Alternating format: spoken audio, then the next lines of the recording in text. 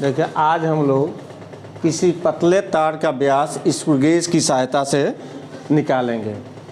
तो पतले से पतले तार का व्यास निकालने के लिए जैसे मीटर स्केल चाहे स्टेप से उसका नहीं नाप सकते हैं। इसके लिए मतलब बहुत सुग्राही यंत्र की आवश्यकता पड़ती है और वह यंत्र होता है स्क्रू गेज।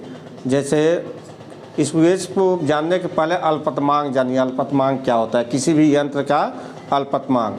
तो किसी यंत्र का अल्पतमांक ज्ञात करने के लिए या किसी यंत्र का अल्पतमांक वह छोटी से छोटी राशि होती है जो उस यंत्र द्वारा नापी जा सकती है। यानी सबसे छोटी राशि जो उस यंत्र द्वारा नापी जा सकती है वह उस यंत्र का क्या कहलाता है?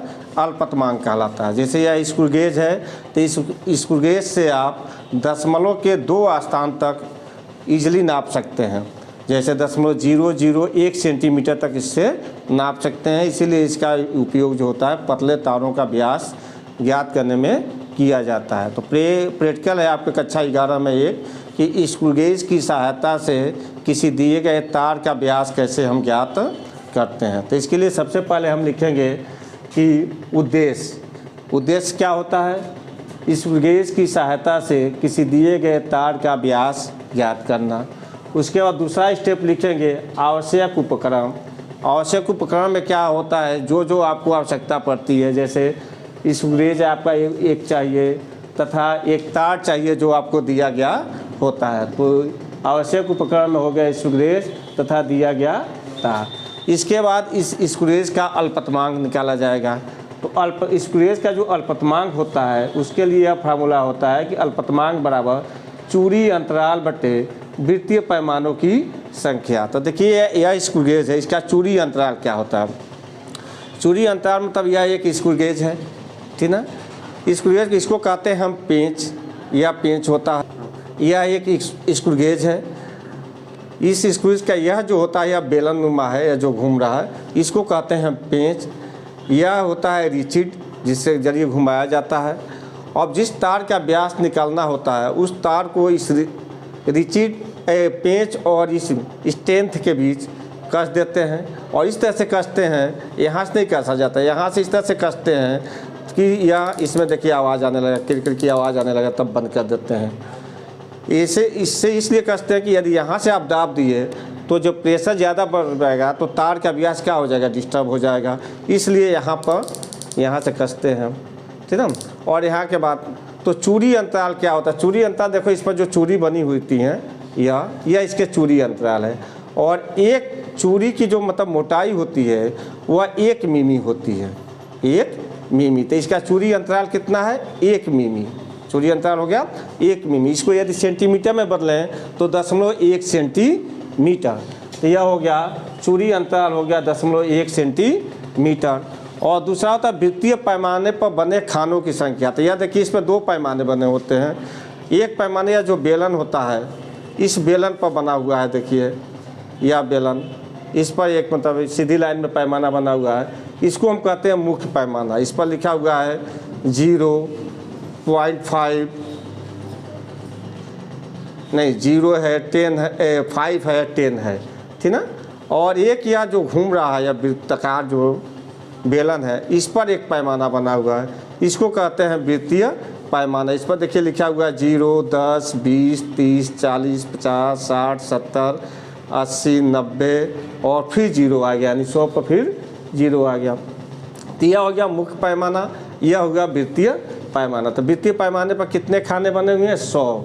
तो इसका अल्पतमांक हो गया आपका चूड़ी अंतराल बटे वृत्तीय पैमाने पर बने खानों की संख्या, यानी 0.1 सेंटीमीटर बराबर बटे 100 इक्वल टू हो जाएगा 0.001 सेंटीमीटर।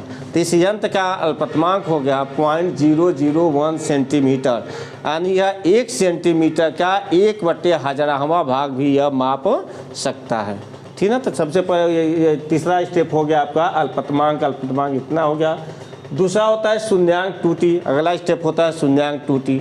तो इसकी शून्यांक त्रुटि क्या होती है? यह देखिए, यदि इस मुख्य पैमाने का 0, इसको इस तरह से हम इस बेलन इसके पेंच को इसमें सटा दें बिना इसमें तार रखे हुए, और सटा देने के बाद देखते हैं कि यह मुख्य पैमाने का 0 और वृत्तीय पैमाने का 0, यदि दोनों एक दूसरे के सिद्ध में है तो इसमें मतलब इसका मतलब शून्यांक त्रुटि इरर्स जो इसमें है वह क्या है, शून्य है। इसमें कोई इरर्स नहीं है, कोई शून्यांक त्रुटि नहीं है। तो अधिकांश आपको लैब में दिया जाएगा जो स्क्रू गेज, उसमें शून्यांक त्रुटि लगभग शून्य होती है। कुछ स्क्रू गेजों में शून्यांक त्रुटि होती है जिसका अलग से क्लास लिया जाएगा शून्यांक त्रुटि बताने के लिए। इसमें शून्यांक त्रुटि नहीं है। इस शून्यांक त्रुटि इसमें क्या है, 0 है। इसका शून्यांक त्रुटि 0 है। उसके बाद प्रेक्षण लेते हैं। प्रेक्षण तालिका इस तरह से बनाते हैं, पहले क्रमांक, फिर मुख्य पैमाने का पाठ्यांक, इसको ये मानते हैं सेंटीमीटर में, इसको याद करते हैं। फिर वित्तीय पैमाने पर खानों की संख्या लिखते हैं। फिर वित्तीय पैमाने का पाठ्यांक b बराबर होता है आपका, यहाँ पर वित्तीय पैमाने के पाठ्यांक को b मान लें और b बराबर होता है खानों की संख्या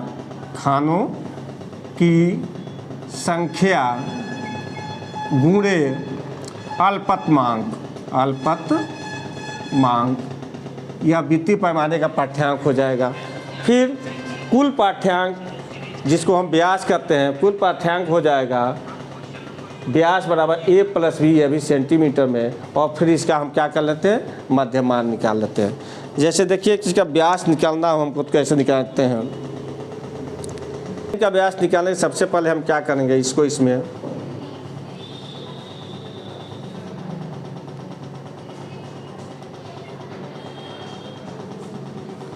कसते हैं इस तरह से, ठीक। आप कसने के बाद देखते हैं कि मुख्य पैमाने का पाठ्यांक, मुख्य पैमाने के पाठ्यांक का मतलब ये हुआ कि यह जो सीधी लाइन पे यह पैमाना बना हुआ है, इस पर देखते हैं कि कितना खाना यह क्रॉस किया हो। तो देखिए यह 0 के 5 या 5 आया है, 5 के बाद 2 खाने और क्रॉस किया हुआ है, यानी 5 के बाद 6 और 7 आ जाएगा, तो 7 मिमी यह क्रॉस किया हुआ है। इसको सेंटीमीटर में बदलते हैं तो यह हो जाएगा 0.7 सेंटीमीटर। तब मुख्य पैमाने का पाठ्यांक हो गया, तो यह आएगा 7 खाना क्रॉस किया हुआ है, इसका मतलब मुख्य पैमाने का पाठ्यांक हो गया 0.7 सेंटीमीटर। और वृत्तीय पैमाने पर खानों की संख्या देखने के लिए यह देखा जाता है कि इस वृत्तीय पैमाने का कौन सा चिन्ह मुख्य पैमाने के किसी चिन्ह के सिद्ध में है। वृत्तीय पैमाने का कौन चिन्ह मुख्य पैमाने के 0 वाले के सिद्ध में है।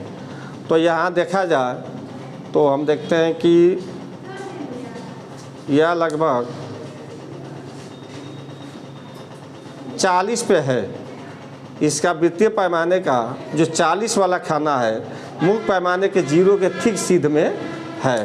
तो यह हो गया आपका वृत्तीय पैमाने पर खानों की संख्या हो गई 40। और वृत्तीय पैमाने का पाठ्यांक जो हो गया, इसमें अल्पतमांक से गुणा कर देते हैं। यह 40 गुणे इसका अल्पतमांक है 0.001, तो यह बराबर हो गया आपका, जब इसका गुणा करेंगे तो 0.004 सेंटीमीटर हो जाएगा, ठीक है। तो कुल पाठ्यांक क्या हो जाएगा, कुल पाठ्यांक इन दोनों को जोड़ देंगे तो यह हो जाएगा 0.7 + 0.004, यह हो गया आपका 0.704 इतना सेंटीमीटर हो गया। तो इस तरह से कई रीडिंग लिखते हैं। जैसे मान लीजिए अब यहाँ पर हमने ले लिया, थोड़ा सा बदल करके इस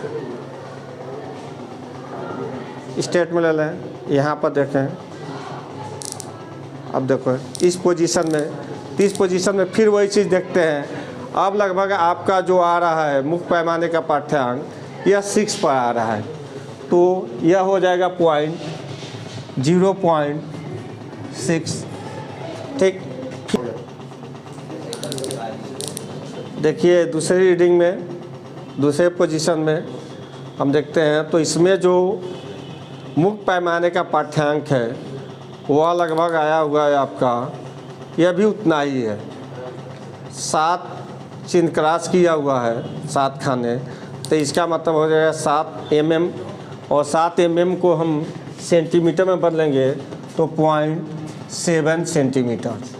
और वित्तीय पैमाने का कौन सा चिन्ह मुख्य पैमाने के जीरो वाले चिन्ह के सिद्ध में है, यह देखा जाए तो यह लगभग आपका यह 25 माने 25, तो यह खानों की संख्या हो गया 25, यह हो गया 25 गुणे 0.001, तो आ जाएगा आपका 0.025। यह देखिए ऊपर वाला रीडिंग हमको लगा थोड़ा गलत हो गया है, यह हो जाएगा 0.04, क्योंकि इस जीरो से एक पॉइंट कैंसिल होगा, तो यह आपका आ जाएगा 0.04, तो यह हो जाएगा आपका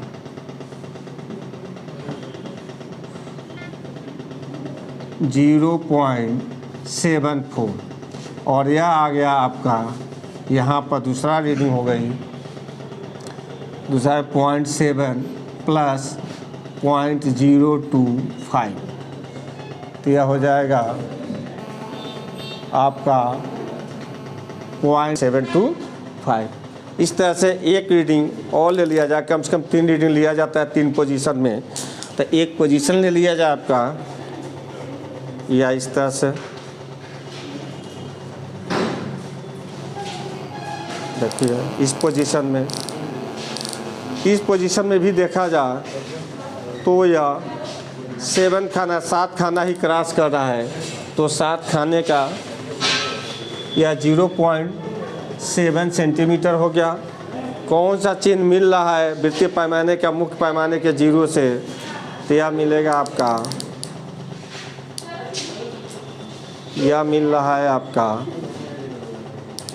24, यानी 24 है, खानों की संख्या हो गई 24 गुणे 0.001 बराबर 0.024, और इसका जब हम लिखेंगे तो यह हो जाएगा 0.7 प्लस 0.024 बराबर हो जाएगा 0.724। अब इसका माध्यमान कैसे निकालेंगे, माध्यमान तीनों को जोड़ करके 3 से भाग दे देंगे, तो यह हो जाएगा आपका, पहला आया है 0.740 लिख सकते हो, प्लस 0.725 और प्लस 0.724/3 बराबर हो जाएगा, यह देखिए 4 5 9